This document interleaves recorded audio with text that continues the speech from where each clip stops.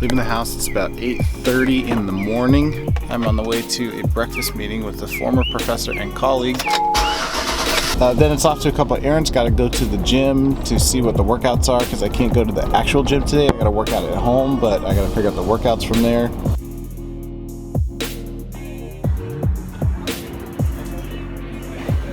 Good talk. Just got done with breakfast. It was okay. Had an omelet, some fruit, a little English muffin. So feeling like it was a good start to the day, but really great to see that guy. Now I'm on to the gym to get workouts, run another couple of errands, and then back to the house.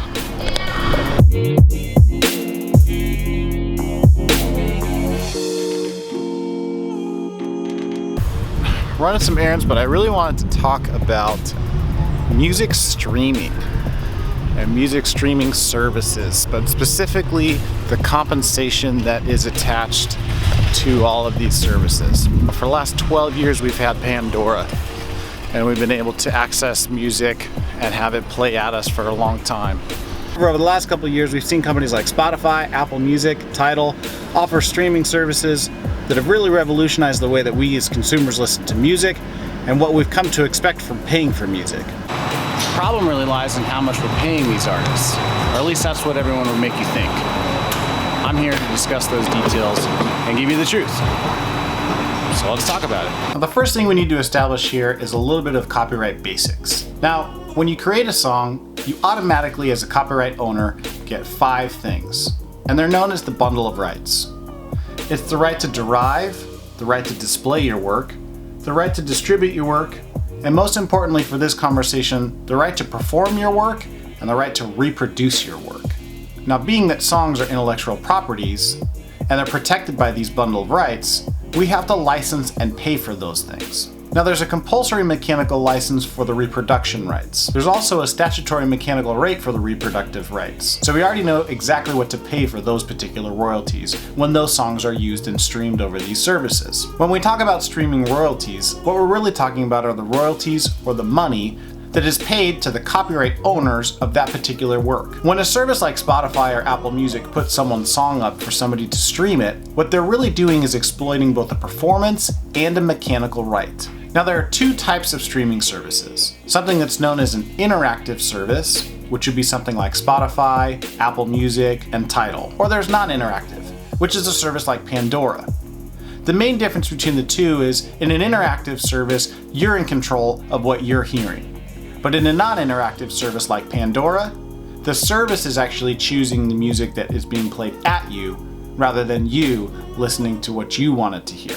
So what's the main issue in the music community with streaming services?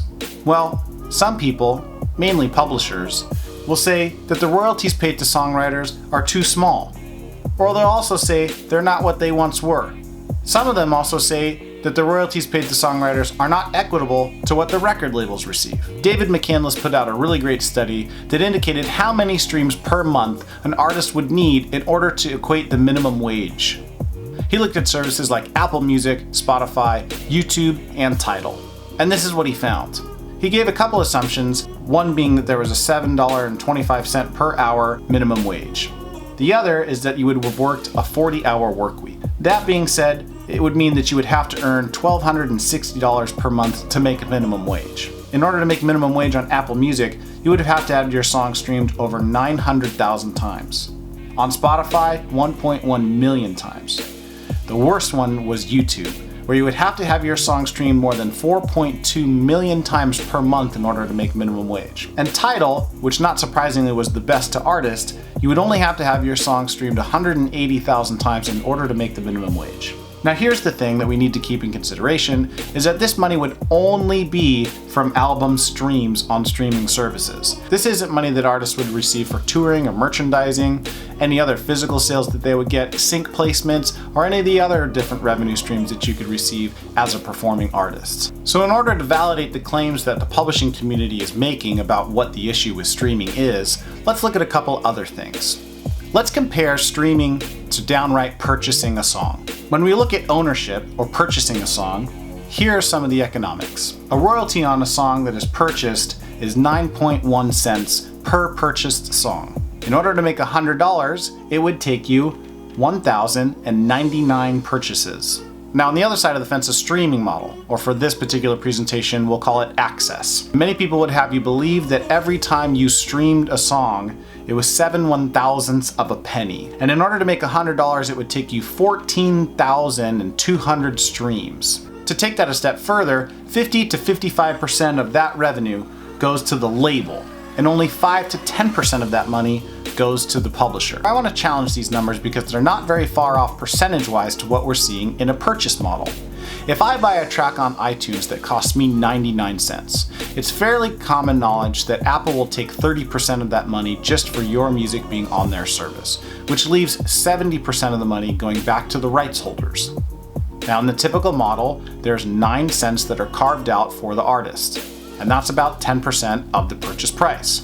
The rest of that money goes back to the label, who then has to pay artist royalties and make sure that they cover their overhead cost. So here we see again about 50 to 55% of the money is going back to the label, who then needs to pay more royalties forward to artists, producers, and then need to cover their expenses, like people that process those royalties, other label executives, etc., etc.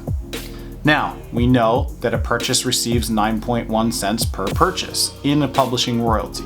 So, we see that the figures are roughly the same as it is in the streaming model.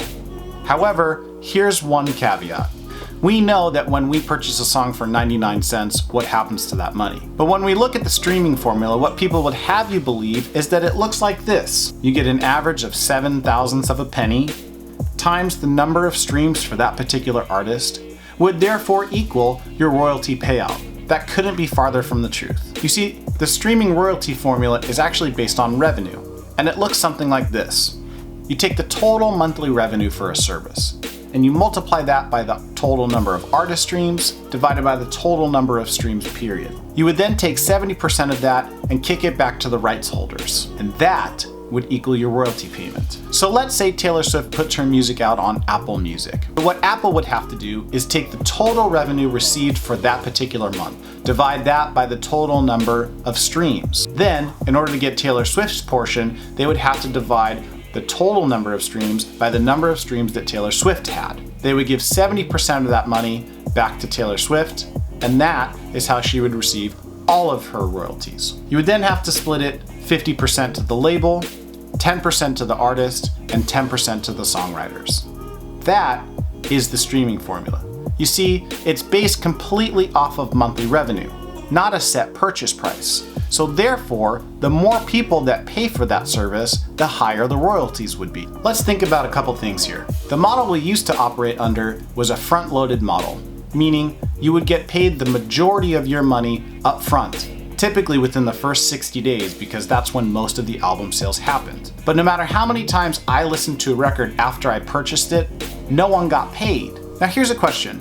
How many times have you actually listened to your favorite record? And would you pay 1/1000th of a penny every single time you listened to that song? And if you did, would the total amount paid to a particular artist be greater than 9 cents?